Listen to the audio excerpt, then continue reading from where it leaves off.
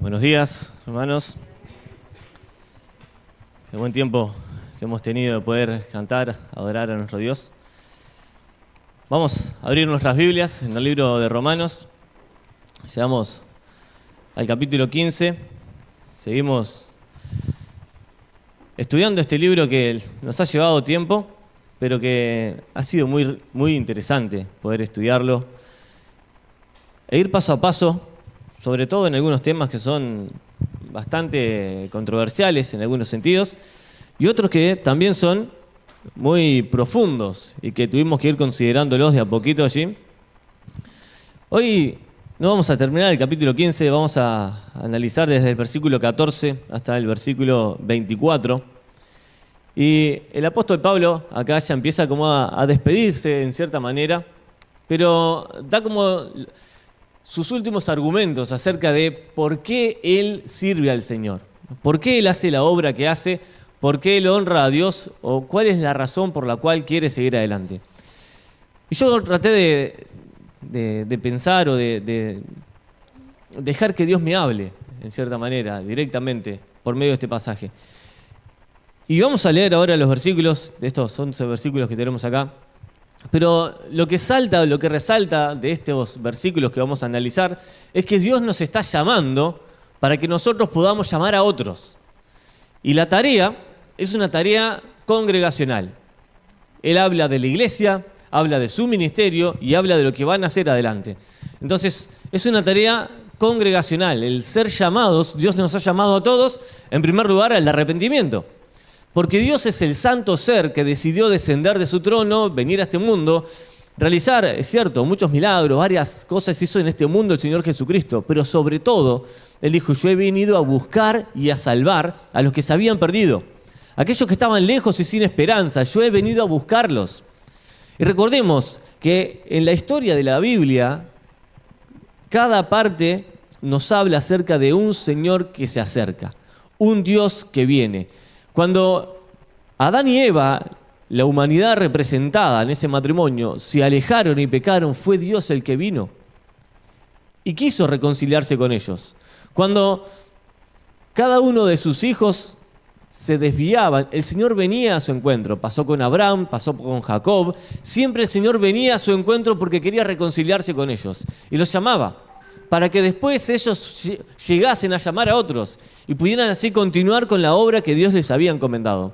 Ahora, casi que en el final de esta carta, antes de que empiecen los saludos, el apóstol Pablo habla un poquito de la iglesia y habla de sí mismo. Vamos allí al versículo 14 y después vamos a ver qué es lo que Pablo quiere decirles con todas estas cosas. Dice, pero yo estoy seguro de vosotros, hermanos míos, de que vosotros mismos estáis llenos de bondad, llenos de todo conocimiento, de tal manera que podéis amonestaros los unos a los otros.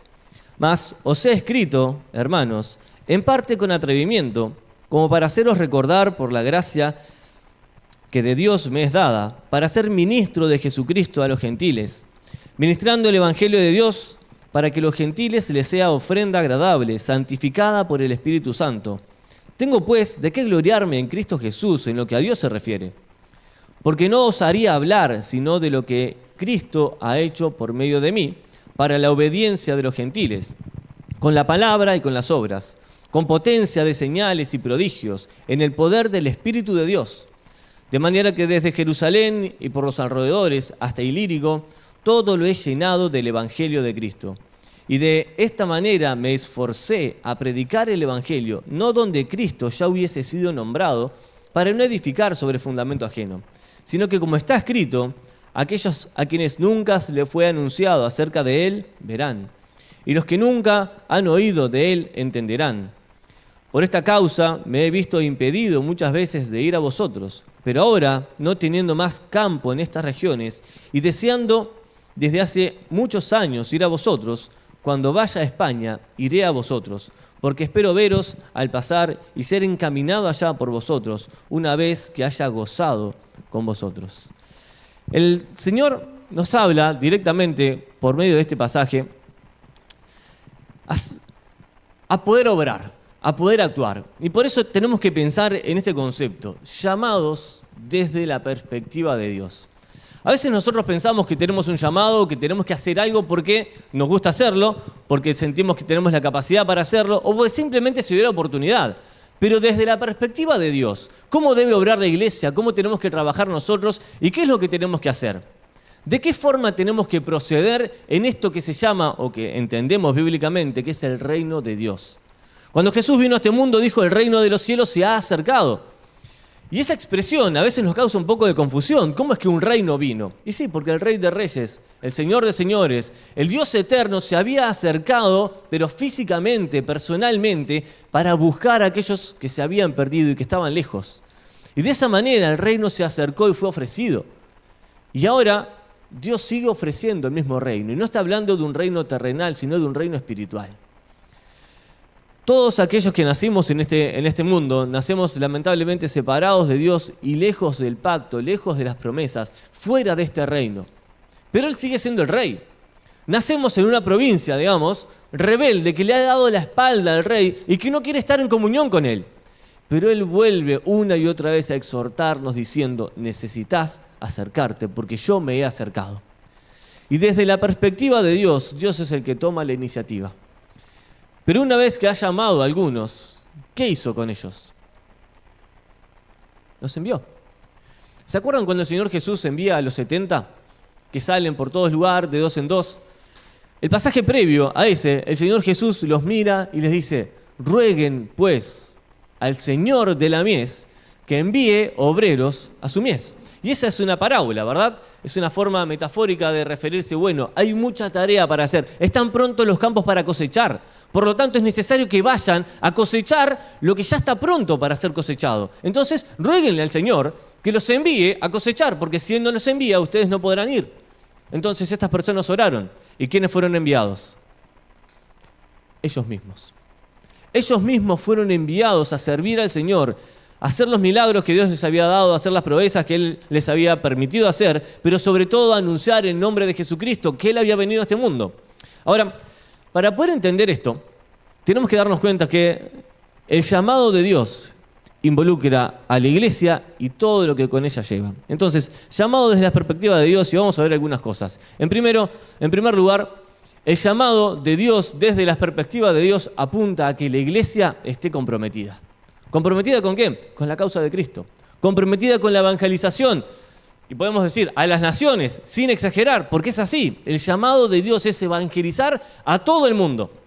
Pero partiendo desde nuestra casa, nuestro barrio, lo que tenemos alrededor, hasta donde el Señor nos permita seguir. En segundo lugar, el llamado desde la perspectiva de Dios involucra un liderazgo comprometido. Pero no un liderazgo de la iglesia, sino nuestro propio liderazgo y la capacidad que tenemos de liderar. Porque cada uno de nosotros, en cierta manera, tenemos influencia en nuestro entorno. Y eso es liderazgo.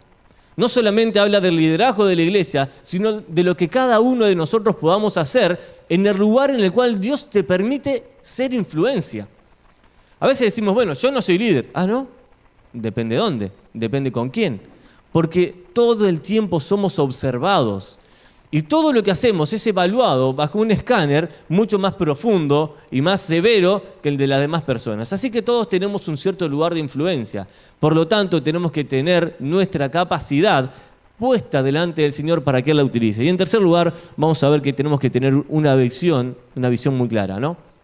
Conquistadora. ¿Qué significa eso? Bueno, a veces parece como que esta frase, ¿no? Esta expresión, una visión conquistadora, es como que se sale un poco de nuestro contexto, pero cada vez que el Señor les dio una tarea a personas particulares, tenían que conquistar algo. Y cuando pensamos en la conquista, el primero que se viene a la mente es Josué. Sí, Josué conquistó. No, pero no solamente él, Moisés también lo tuvo que hacer. Elías también tuvo que hacerlo. Eliseo también lo tuvo que hacer. Y así podemos seguir. Ellos tuvieron que conquistar lugares. ¿En qué sentido? En que se pusieron en las manos del Señor y realizaron la tarea que Dios les había dado y la llevaron a cabo. Y Dios los bendijo. Entonces, si la visión está clara, vamos a poder alcanzar lo que el Señor tiene por delante. Así que vamos a analizar un poco estas cosas.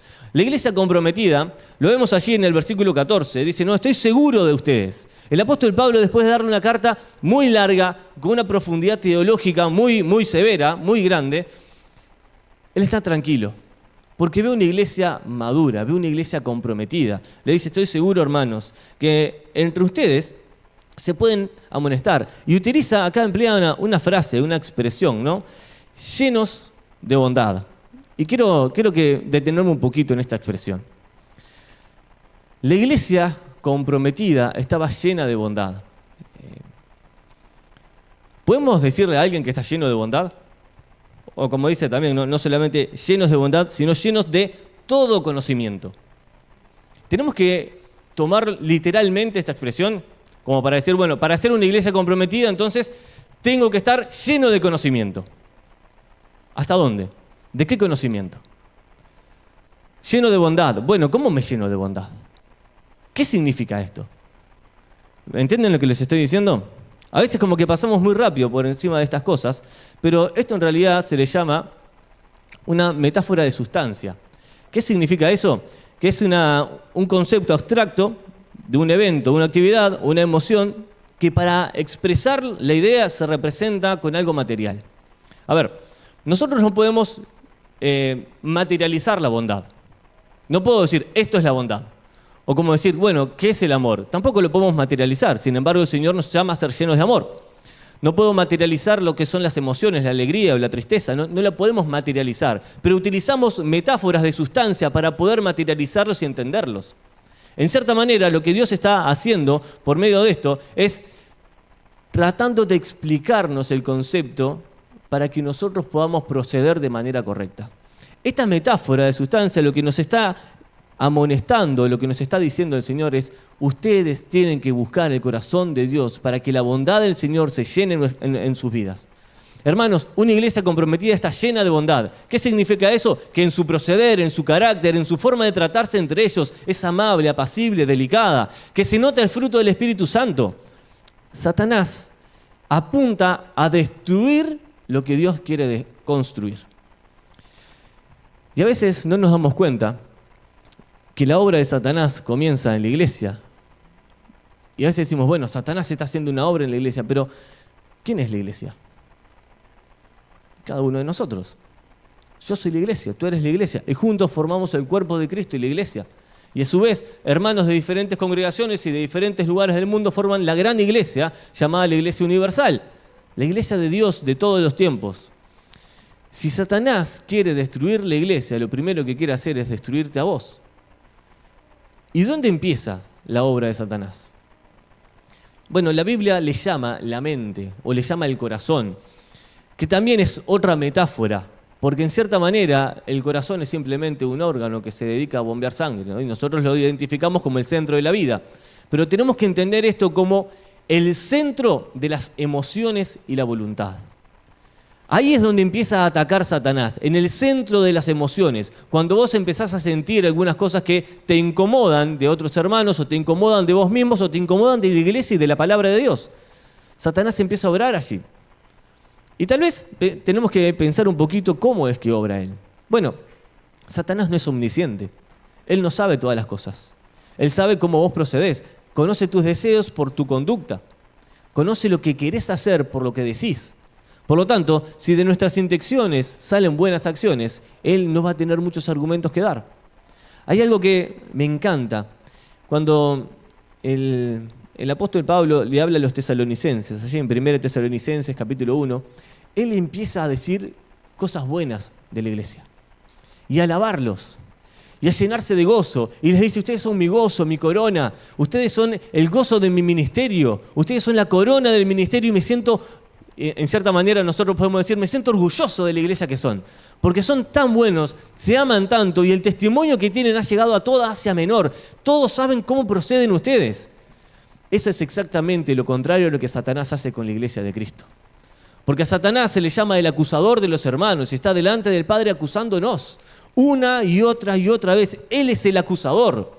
Entonces, si Él quiere acusarnos y destruir lo que el Señor está construyendo, nosotros no tenemos que darle argumentos ni herramientas para que Él no tenga que mentir delante de Dios. ¿Se entiende esto? Que Satanás no tenga que mentir delante de Dios es porque realmente está acusándonos de cosas que hicimos. Ahora, Él es mentiroso y padre de mentiras. Si Él tiene que mentir delante de Dios para acusarme, eso significa que soy una persona irreprensible. Si logramos esto, entonces estamos acercándonos a ser una iglesia comprometida. Comprometida con algunas cosas. Comprometida, en primer lugar, en agradar al Señor y no a los hombres. Una iglesia comprometida tiene prioridades, y cuando hablo de la iglesia hablo de cada uno de nosotros. Cuando nosotros hablamos, cuando nosotros pensamos, cuando nosotros elaboramos planes, cuando miramos nuestra vida hacia adelante, ¿en qué o en quién pensamos? Una vez hablando con alguien, me decía, ¿no? Una conversación así, vamos a hacer un viaje en una camioneta que es súper incómoda, pero alguien me dijo, bueno, si querés servir al Señor, vas a tener que empezar a incomodarte. Y tomándola, ¿no? El ejemplo de ese viaje a la vida cristiana, bueno, a veces para servir al Señor es necesario incomodarnos un poco. Naturalmente somos hijos de la comodidad. Podríamos cambiar todas estas sillas y poner sillas acolchonadas, es más, sofás para todos, y capaz que tenemos más gente, ¿no? Ahí sería el peligroso de la gran siesta matutina, pero ese es otro problema ahí. Ahora, somos hijos de la comodidad. En cierta manera, todos buscamos, en mayor o menor medida, acomodarnos, estar más cómodos o más tranquilos. Sin embargo, el Señor Jesucristo, cuando estuvo en este mundo, Él dijo, no tengo dónde recostar mi cabeza. Juan el Bautista anduvo por el desierto vestido de pieles y la gente le rechazaba, y él comía langostas y no tenía sustento, y se incomodó por causa de Cristo. Elías quiso morir porque estaba sumamente cansado, no tenía dónde estar, estuvo en un arroyo, estuvo en una casa de una viuda, después fue perseguido, y en ese momento el único que lo pudo sostener fue el Señor. Se incomodó, sí, bastante, pero la gloria fue para el Señor. Y así podemos seguir por varias personas en toda la Escritura y hasta los 12 apóstoles que terminaron martirizados. El único que no murió de una forma muy drástica, digamos, aunque murió en una cárcel, fue el apóstol Juan. Pero murió en la isla de Patmos, en una cárcel, olvidado allí, y ahí se cree que escribió las 3 cartas, las 3 epístolas y el Apocalipsis también. Pero ninguno de ellos vivió una vida cómoda, vivió una vida que agradaba al Señor. Y eso es lo importante. Ahora nosotros pensamos en nuestra comodidad, y está bien pensar en el confort de nuestra casa, en tener algunas cosas que son necesarias, eso no está mal. Pero si eso está por encima de obedecer a nuestro Señor, entonces estamos invirtiendo en las prioridades. Nuestra prioridad debe ser honrar y glorificar el nombre de Cristo. Y a veces eso genera o va a causar que nos incomodemos un poco. Que no podamos estar durmiendo, por ejemplo, un domingo más, algunas horas más. Quisiéramos descansar el domingo, quisiéramos dormir siesta algunos el sábado en la tarde. Y no, tenemos que venir a servir al Señor. Pero si eso se transforma en una carga, entonces no es ministerio, es activismo. Y ahí empieza un problema, donde Satanás ataca el corazón. Donde las intenciones no son santas, donde hacemos las cosas por costumbre, sino porque el Señor realmente así lo quiere. Entonces, la prioridad nuestra debe ser agradar al Señor y no a los otros. En segundo lugar, una iglesia comprometida ama a los perdidos y no los aleja. Una prioridad nuestra debe ser amar a los perdidos y no alejarlos. Y la pregunta que nos tenemos que hacer es, ¿cómo? ¿Cómo hacemos esto? ¿Cómo amamos a los que están perdidos sin alejarlos? Bueno, el Señor Jesús debe ser nuestro mayor ejemplo. El Señor Jesús estuvo 3 años haciendo ministerio. Vivió, se cree, entre 32 y 33 años, pero 3 años estuvo dedicado a manifestar quién era Él y su propósito en la tierra. Y en esos 3 años anduvo con mucha gente. Y a Él no le importó lo que los fariseos religiosos decían. En una oportunidad, así en el capítulo 7 de Lucas, habla de Jesús en medio de una multitud, y un fariseo lo invita a comer a su casa. Y él estaba recostado comiendo, y en eso viene una mujer que dice que era muy pecadora. Y con sus lágrimas lava sus pies, y le derrama un perfume, y con sus cabellos le seca los pies. Y el fariseo le dice, si este realmente fuera profeta, sabría quién es esta mujer. Era una mujer de mala vida, seguramente. Y sin embargo Jesús le dijo, ella se ha arrepentido. Esas lágrimas hablan de arrepentimiento. Esas lágrimas hablan de un corazón que dice, Dios, te necesito y te pido perdón por mis pecados y necesito de ti. Y el Señor Jesús en la mesa del legalismo solamente miró un corazón arrepentido. Y eso fue el relato que a nosotros nos queda. Amar a los perdidos es acercarse a ellos, es comer con ellos, es hablar con ellos, es mostrarles el amor que Jesucristo nos mostró. Cuando él iba caminando y de repente ve a Zaqueo en un árbol, en un sicómoro, y le dijo: Zaqueo, bajá, vení, tengo que ir a tu casa. Zaqueo, el jefe de los publicanos, el que le había robado más plata a todo el pueblo de Israel, ¿cómo te vas a juntar con él? Bueno, sí, con Zaqueo también. Pero no solamente con él, con los leprosos, aquellos que no quería nadie. Pero no solo con los leprosos, sino con Bartimeo, que estaba siendo despreciado y que lo querían sacar, y que gritaba: Jesús, hijo de David, ten misericordia de mí. Y la gente lo quería callar, y Jesús se paró y se concentró en él, y le amó, y le perdonó. Así, de esa manera, el Señor amó a los perdidos y no los alejó. Él no se colocó lejos de ellos, en una posición que bien podría hacerlo porque Él es Dios. Él se acercó a los perdidos y le demostró el amor que necesitaban. Cuando el leproso se acerca a Él y se inclina y le dice: Señor, si quieres, puedes limpiarme. Y Jesús lo tocó. Y después le dijo: quiero, sé limpio. ¿Qué necesidad tenía de hacerlo? Bueno, esa demostración de afecto, seguramente el leproso hacía mucho tiempo no la tenía. Él lo amó. Y no lo alejó, lo amó para que pudiera conocer la verdadera gracia de Dios. Y en tercer lugar, creo personalmente que esta es una de las cosas que más nos cuesta. Amar a los hermanos y no juzgarlos. Muchas veces elaboramos juicios mucho más rápido que en lo que pensamos hacer misericordia. Y no con los de afuera, con los de adentro. El miércoles, cuando hablábamos sobre la historia de José y los dos hermanos, yo les contaba simplemente y decía: bueno, permítanme, esto es alegorizar un poco con el pasaje. Y José les dijo a sus hermanos cuando se iban, después de que les llenó carros con provisiones, les reveló quién era, les dijo: vayan a buscar a papá, vayan a la casa del padre. Les dijo: pero les pido una cosa, no se peleen en el camino. No se peleen en el camino. José conocía a sus hermanos y lo que más me llama la atención es que sus hermanos no eran muchachos. José era uno de los más chicos, de abajo para arriba era el segundo, más chico que él era Benjamín. Y haciendo cuentas tenía alrededor de 37 años José. Y sus hermanos tenían más de 50, algunos, más de 60 otros. O sea, era gente grande. Trasladándolo al ejemplo de la iglesia. Y pensemos en esto, y no quiero alegorizar, simplemente sacar una aplicación de esto. El hijo amado, el que pareció que había muerto, pero que estaba vivo, manda a los hermanos a la casa del Padre a anunciar con gozo que habían llegado. Y el hijo amado les dice: no se peleen en el camino, el Padre los está esperando. Y el gozo del Padre cuando ve llegar a sus hijos. Bueno, la iglesia funciona de esa manera. El Hijo amado nos ha enviado a la casa del Padre. Y mientras caminamos juntos, hermanos, no nos peleemos en el camino. Amémonos, amonestémonos, sí, por supuesto que sí, en la gracia y en el amor de Dios, porque es necesario, porque el apóstol Pablo varias veces, cuando habla de esa expresión, los unos a los otros, dice: amonéstense los unos a los otros.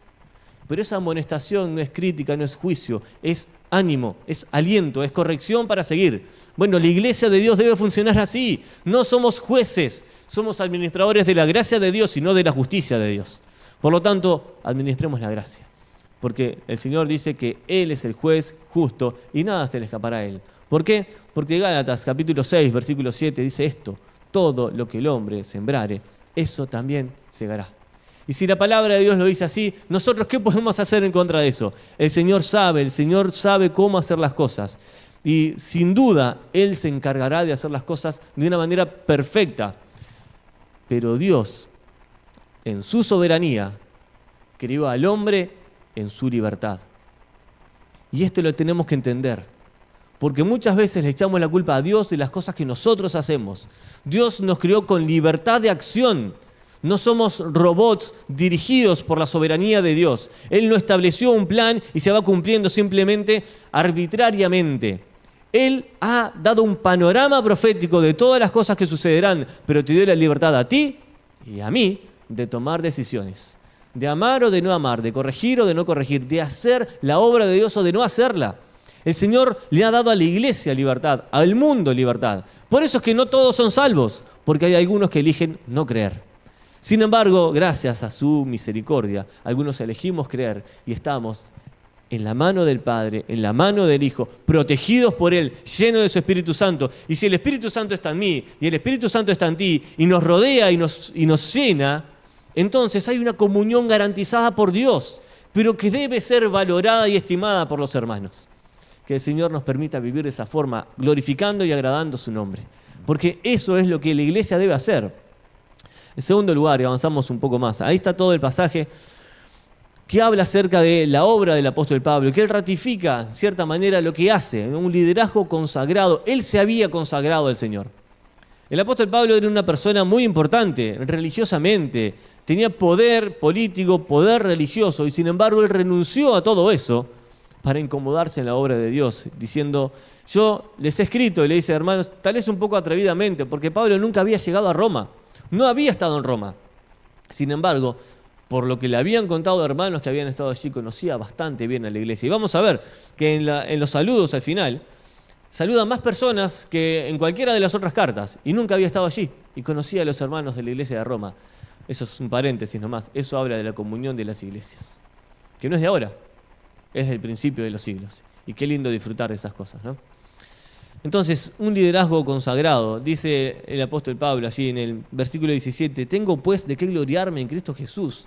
En lo que a Dios se refiere, del versículo 18 dice, porque no osaría hablar sino de lo que Cristo ha hecho por medio de mí, para la obediencia de los gentiles, con la palabra y con las obras, con potencia y señales y prodigios y con el poder del Espíritu de Dios, de manera que desde Jerusalén y por todos los alrededores hasta Ilírico, todo lo he llenado del Evangelio de Cristo. Y de esta manera me esforcé. Me encanta esa expresión.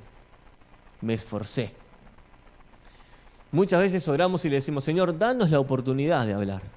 Sin embargo, Pablo dice, me esforcé en hacerlo. Tenemos que buscar y ser intencionales en buscar las oportunidades. Él dice, me esforcé. Y ese me esforcé no es simplemente voy a mi trabajo y espero a ver en qué momento me quedo solo con un compañero. Él hizo miles de kilómetros caminando para predicar el Evangelio. Eso fue el esfuerzo del apóstol Pablo. Obviamente que el Señor nos ha llamado en un tiempo distinto, en un contexto diferente, pero aún así debemos esforzarnos a predicar el Evangelio. Y dice, no donde Cristo ya hubiese sido nombrado, para no edificar sobre el fundamento ajeno. Y ahí empieza ya, en cierta manera, la visión de Él. Pero, ¿cuáles son las cualidades que debe tener un liderazgo consagrado? Y vuelvo a aclarar, cuando hablo de liderazgo, no estoy hablando solamente del liderazgo de la iglesia. Estoy hablando de nuestro lugar de influencia, que en cierta manera nosotros podemos liderar, porque liderar es simplemente guiar. Y si vos estás guiando a alguien a Cristo, estás liderando ese camino para que se encuentre con el Señor. Si vos estás siendo ejemplo en el lugar en donde estudiás, en donde trabajás, en tu lugar de influencia, estás guiando a las personas, y eso es liderazgo también. Por lo tanto, el Señor nos ha llamado a liderar de esa manera. Y si realmente queremos hacerlo, bueno, tenemos que tener ciertas cualidades. Una de las cosas importantes es escuchar a Dios y responder a su llamado. Y estamos hablando de Pablo, ¿no? Del apóstol Pablo, porque fue él el que escribió estas cosas. El apóstol Pablo escuchó una voz que mucha gente a su alrededor no había entendido qué sucedía, pero él escuchó una voz. Y lo vemos allí, él mismo lo relata después en Hechos capítulo 9, está la conversión de él, y más adelante cuenta su testimonio. Y esa voz era el mismo Señor Jesucristo diciendo, Saulo, Saulo, ¿por qué me persigues? Dura cosa te es dar coces contra el aguijón. Bueno, esa expresión ahí daría para analizar mucho, ¿no? Estaba pateando la espina que le pinchaban cuando el buey estaba en el arado. Y se estaba lastimando a sí mismo, se estaba haciendo daño. Porque lo único que estaba haciendo era destruir la iglesia de Dios, lo que Dios quería construir. Entonces, Pablo escucha a Dios. Entra a la ciudad de Damasco. Arrepentido, ora. Porque cuando Ananías es el que va allí, le dice Dios, aquí, él ora. Arrepentido ora a Dios. E inmediatamente empieza a predicar. Y se va un tiempo a su ciudad y se prepara en esa ciudad y estudia la palabra de Dios, pero también ama a las personas y vuelve a Damasco y sigue predicando el Evangelio. Él escuchó la voz de Dios y respondió a su llamado. Yo creo que, hablando puntualmente del llamado de Dios, hay diferentes aspectos en este punto. Hay un llamado que es a nivel congregacional. Todos estamos llamados a la santificación, porque Jesús dijo, sed santos porque yo soy santo, ¿no? Todos estamos llamados a la santificación. Todos estamos llamados a congregarnos. Todos estamos llamados a cuidar la comunión de la iglesia. Todos estamos llamados a evangelizar a las personas. Pero sin embargo, no todos estamos llamados a irnos de misionero a alguna tribu del Amazonas o al África. Eso es un llamado particular. Ahora, ¿Dios lo puede hacer? Por supuesto que sí. ¿Tenemos evidencia bíblica de que esto haya sucedido? Bueno, la más grande y la más evidente es Hechos capítulo 13, donde dice que estaban en la iglesia de Antioquía, estaban los 5 ancianos juntos, y Dios les habla, dice, y el Espíritu Santo les habló a los 5 ancianos y le dijo, sepárenme a Bernabé y a Saulo para una obra que yo les tengo encomendada. Y ellos fueron llamados de forma particular a la obra de Dios. Yo no sé si Dios te ha llamado de esta manera. He hablado con muchas personas que tienen terror porque dicen, no sé cuál es mi llamado. Bueno, hay varios. Si te estás preocupando primero por el llamado general, congregacional, seguramente después Dios te dará una tarea especial, un llamado particular. Pero si no atendemos a lo congregacional, a lo macro, ¿cómo vamos a ir a lo puntual? No podemos salir de misioneros si no hacemos misiones en nuestra iglesia. No podemos salir a evangelizar a otro lugar si no evangelizamos acá. Y así podemos ir con cada área o ministerio. Dios llama, por supuesto que sí. Jesús llamó a 12. Y Él los llamó. Y dice, yo los escogí a ustedes, no ustedes a mí. Por lo tanto, Él los llamó para el ministerio. ¿Dios te estará llamando en esta mañana a servirle? ¿Dios te estará llamando a dejar algunas comodidades y honrarle más a Él? Tal vez Dios te está diciendo, ¿qué estás haciendo con tu tiempo?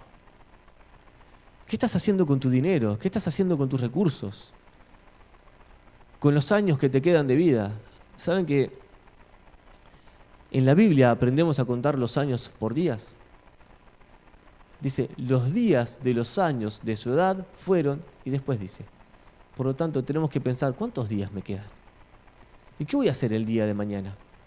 Porque cada día cuenta para la gloria de Dios o cuenta para la vanidad del hombre. ¿Y en cuál de las dos bolsas vamos a invertirlos? Bueno, Dios está llamando, respondamos a su llamado. A su llamado a servirle, a su llamado a honrarle. Pero tal vez Dios te está llamando a las misiones. Y si Dios hoy está llamando a personas en este lugar a que dejen su trabajo, a que dejen sus costumbres y se dediquen completamente a la obra de Dios, bueno, no hace falta resistirnos al llamado de Dios, porque Dios llama. Pero Dios no solamente llama, Él provee, sustenta y Él acompaña, Él va con nosotros todos los días. Nunca nos deja, nunca nos deja. Él está presente. Dios llama, respondamos al llamado de Dios, a la voz de Dios que está hablando al corazón. En segundo lugar, ¿cuáles son las cualidades que nosotros tenemos que tener? Bueno, debemos estimar y respaldar el ministerio. A veces el ministerio es algo que hacemos casi como una tarea, como si fuera un trabajo más. Una vez, en esta semana, estaba hablando con un niño y me encontré en un lugar que nunca esperaba encontrarme con uno de los niños de la escuelita. Y estaba con otra persona y me dice, ¿y él por qué no va a la iglesia? Le digo, no, él va a otra iglesia. Y me mira y me dice, ¿trabaja en otra iglesia? Digo, bueno, sí, en cierta manera sí. Pero si tomamos el ministerio como un trabajo, podemos poner una planilla, marcar horario y decir, terminó mi ministerio, sigo con mi vida. Pero entendemos bíblicamente que no existe una vida cristiana y una vida secular. Si eso existe, seguramente nuestra vida cristiana no esté muy bien. Nuestra vida es de Cristo, a Él le pertenece. Cada momento de nuestra vida, cada acción, cada palabra que decimos, en cada momento debemos glorificarle a Él y estimar la obra de Cristo, la obra de la cruz, la redención hecha por Él, la obra por medio de su gracia, la obra del Espíritu Santo en nosotros. Cada uno de nosotros estimemos la obra de Cristo y demos nuestra vida para que Él la utilice en su obra conforme a su beneplácito, como Él quiere, porque eso es lo mejor que podemos hacer. Decirle, Señor. Y al decirle Señor, directamente le estás diciendo, no tengo derechos. Porque si Él es Señor, yo soy esclavo, no tengo derechos. Pero dice, esclavos voluntarios para la gloria de Dios. Así que estimemos la obra de Dios y respaldémosla con nuestro ministerio. En tercer lugar, las cualidades de un liderazgo consagrado es que exalta al Señor y reafirma su comunión. No podemos hacer la obra de Dios sin exaltar a Dios, pero no podemos exaltar a Dios sin estar en constante comunión con Él. No podemos separar estas cosas, porque si no, estaríamos haciendo la obra en nuestras fuerzas y no sería una obra espiritual, sería algo meramente carnal y temporal. ¿Queremos que realmente esto trascienda para la eternidad? Roguémosle al Señor, Señor, lléname de tu Espíritu Santo y que la gloria sea para ti, que todo sea para tu gloria y que mi nombre desaparezca, pero que el tuyo se enaltezca. Y de esa manera debe obrar y proceder la iglesia de Cristo. Exaltemos el nombre de Dios, reafirmemos nuestra comunión con Él para que todas las cosas sean para glorificarle a Él y no a nosotros. Como dice allí el apóstol Pablo en 1 Corintios capítulo 6, porque habéis sido comprados por precio. Entonces, si fuimos comprados por un precio tan alto como la sangre de Jesucristo, glorifiquemos pues a Dios en nuestro cuerpo y en nuestro espíritu. ¿Por qué? Porque son de Dios. No somos nuestros. No nos pertenecemos a nosotros mismos, le pertenecemos a Él. Por lo tanto, si realmente queremos consagrar nuestra vida al Señor, necesitamos decirle, Padre, acá estoy. Acá estoy. Toma mis manos, úsalas para tu gloria. Toma mi cuerpo, utilízalo para glorificar tu nombre. Te entrego mi mente, mi corazón, mis intenciones, Señor, todo lo que soy, porque tú eres digno de tomarlo.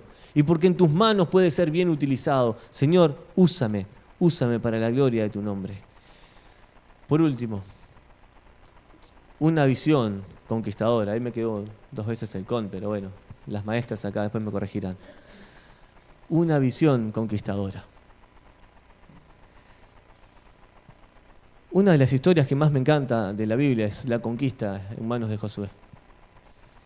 Pero es triste pensar que empezó 38 años después de cuando debía haber comenzado.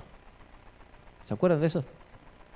Yo creo, y estos pueden compartirlo o no, que esos 2 años en el Sinaí, cuando Dios da la ley, cuando preparan el tabernáculo, era plan de Dios esos 2 años. Pero los 38 restantes no. Porque les dijo Dios, vayan, conquisten la tierra prometida. ¿Y saben qué es la tierra prometida? En la teología se interpreta como una figura de la voluntad de Dios en el Antiguo Testamento. Entrar en la tierra prometida es entrar en la voluntad de Dios, a conquistar lo que el Señor ya nos ha dado. No a inventar algo nuevo, a conquistar lo que el Señor ya te dio. ¿Hay gigantes? Sí, claro. Hay dificultades, por supuesto. Hay que pasar un río con un montón de personas y una cantidad de niños y muchas cosas por delante. ¿Cómo hacemos? Hay un montón de dificultades, sí las habrá. Pero la presencia del Señor está con nosotros y Él me dijo, ve y conquista, porque la victoria es segura.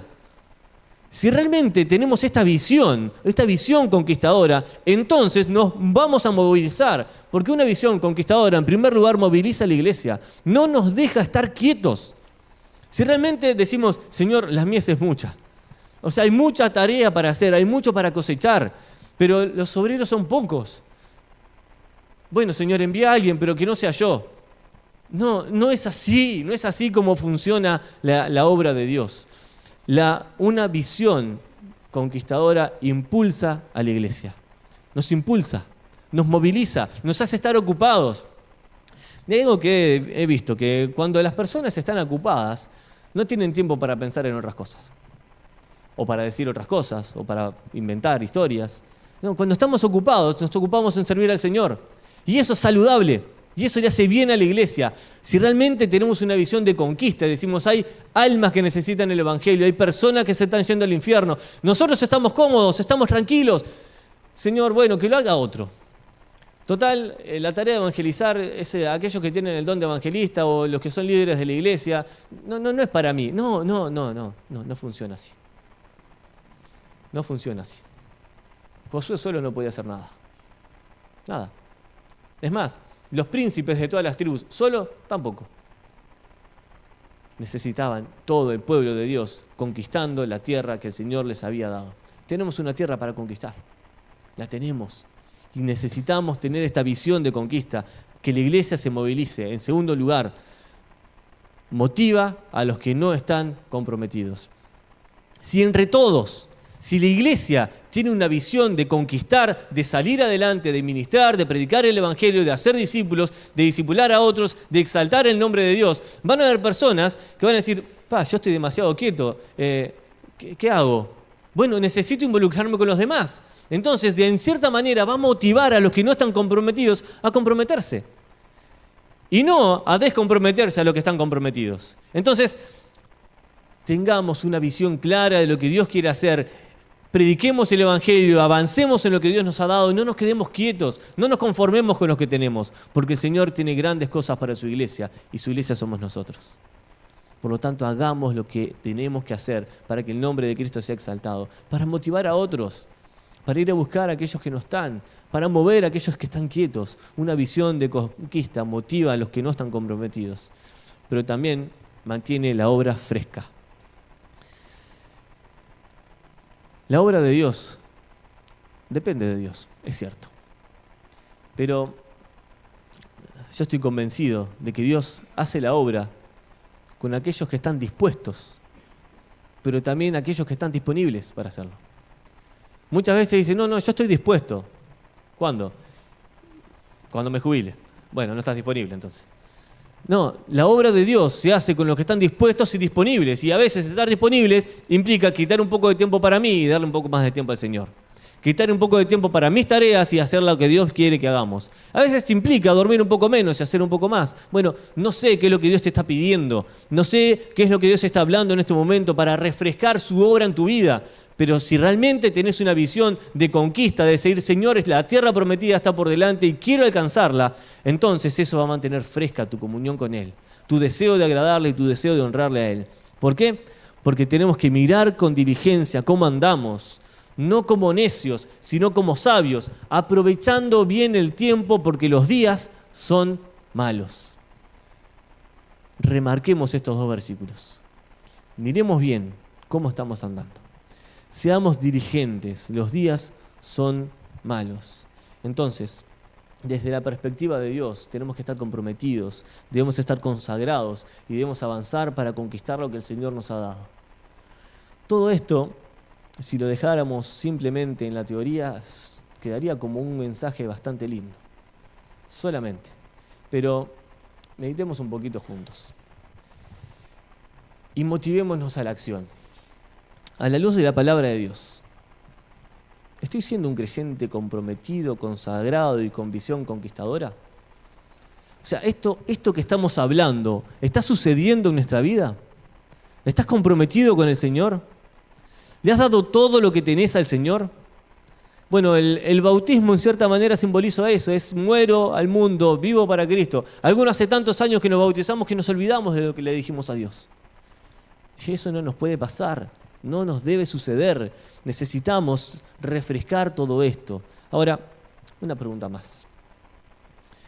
Y esto apunta a lo que nosotros podemos hacer con los hermanos. Llamo o motivo a los demás hermanos a que puedan tener esta misma misión y visión.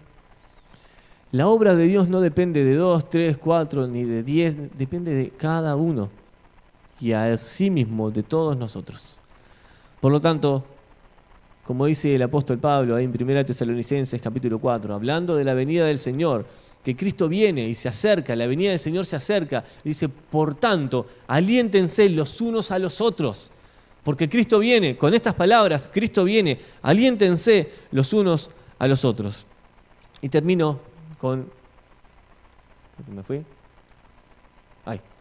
Con este pasaje, de Hebreos capítulo 3, desde el versículo 12 hasta el versículo 14, que habla de la motivación correcta. Mirad, hermanos, que no haya en ninguno de vosotros corazón malo de incredulidad para apartarse del Dios vivo. Antes, exhortaos los unos a los otros cada día. Entre tanto que se dice hoy, para que ninguno de vosotros se endurezca por el engaño del pecado. Porque somos hechos participantes de Cristo, con tal que retengamos firme hasta el fin nuestra confianza del principio. De estos versículos podríamos sacar otra predicación, ¿cierto? Dice, ninguno de vosotros, hablando creyentes, tenga un corazón incrédulo, con deseo de apartarse del Dios vivo. El apartarse de Dios no es de un día para el otro, es un proceso que se da en el corazón. Lo primero que se aparta es el corazón. Nos vemos todos los domingos, pero no vemos nuestros corazones. Si estás pensando en alejarte del camino de Dios, quitá ese pensamiento de tu mente. Lo mejor está en la comunión con el Señor y en la comunión con los hermanos. Quitá eso de tu corazón, quitalo de tu mente. Para lograr que esto no suceda, tenemos que aplicar el exhortarnos los unos a los otros. ¿Cuándo? Cada día. Amonestémonos, exhortémonos, animémonos. No permitamos que el corazón se endurezca. El corazón se va endureciendo de a poco hasta que llega un momento que está totalmente cauterizado. No permitamos que eso suceda. Seamos participantes de Cristo y retengamos hasta el fin nuestra confianza desde el principio. No sé si te acordás el gozo de la salvación cuando recién creíste en el Señor. La alegría que había, el decir, gracias Señor, me siento perdonado. Gracias porque voy rumbo al cielo y quiero seguirte y servirte siempre. Retengamos ese gozo desde el principio hasta el fin. El Señor quiere utilizarte. A veces nosotros tenemos que animarnos a ser usados por Dios. Y eso es lo mejor que nos puede pasar como iglesia. Oramos, hermanos, y dejamos por acá. Amado Padre, buen Señor, gracias por la obra de la cruz. Gracias por el sacrificio precioso de Jesucristo. Gracias por amarnos tanto y por dedicarte a nosotros. Gracias, Señor, por habernos visto en nuestro pecado y no haberte alejado, sino que te acercaste para perdonarnos. Señor, quiero rogarte por nosotros, como iglesia. Si hay corazones que se están endureciendo y que el engaño del pecado les está haciendo apartarse de ti, Señor, corta ese proceso, quebranta los corazones. Si están luchando en contra de tu voluntad, Dios, que dejen de luchar. Que puedan quebrantarse ante ti y decirte, Señor, te necesito y quiero estar contigo, quiero estar aquí, quiero estar activo y quiero ser fiel. Padre, que tu obra se perfeccione en nuestra vida, se perfeccione en nuestra iglesia y en este lugar. Exáltate, Padre, bendice a nuestra iglesia, bendícenos, Señor. Y haz la obra que el Espíritu Santo solamente puede hacer en el corazón. De consagrar, de comprometer, de redimir. Padre, estamos ante ti rogándote que tú perfecciones aquello que nosotros no podemos hacer. Y oramos y rogamos por aquellos que todavía no te conocen. Impúlsanos, Señor, a avanzar, danos esa visión de conquista para honrarte a ti, para glorificar tu nombre. Y que no nos quedemos cómodos, sino que podamos estar activos en tu obra, la obra de nuestro Dios.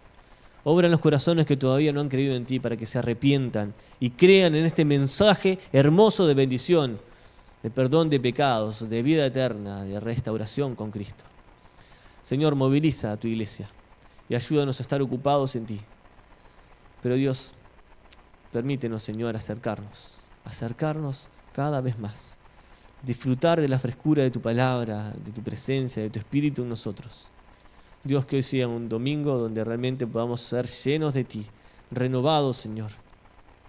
Obra en nuestra vida y completa tu obra en nosotros. Oramos en el nombre de Jesús.